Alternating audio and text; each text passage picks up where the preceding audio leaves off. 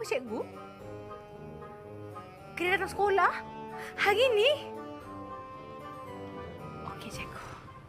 Assalamualaikum.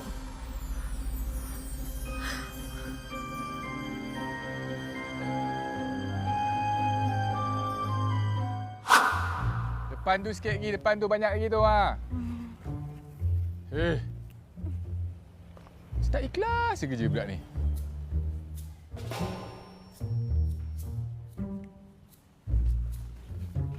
Assalamualaikum, Cik Abu. Waalaikumsalam. Buat apa ni? Tak jadi. Dah. Muni kata dia ada fitting apa benda entah. Dah. Kalau saya tahu awak datang ni, tak perlu saya panggil si Rose tu. Mana pula lagi Rose Ha? ni? Dia ada kat sini? Ada. Mana? Tadi ada. Hilang. Hai. Kenapa hilang pula ni? Rose? Hilang. Rose! Rose! Ni, Jafar. Rose, tu, ni Jafar datang.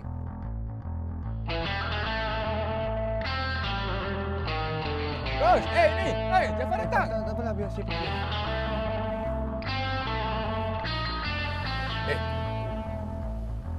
Korang gaduh Ha? Mana dia?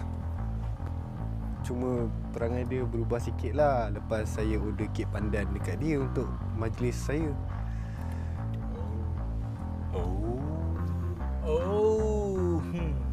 Faham? Tak apa. Awak tunggu sini, ya? Biar saya...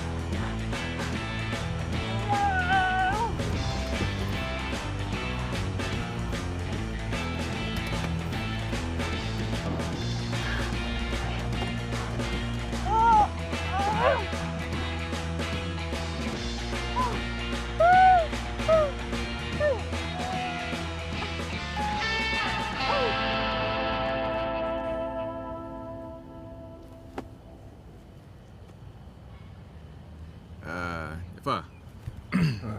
Nampaknya macam awak kena hantar saya balik, ya? Ya, nampaknya macam tu lah.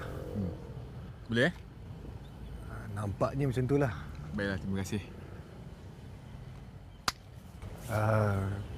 Kerja.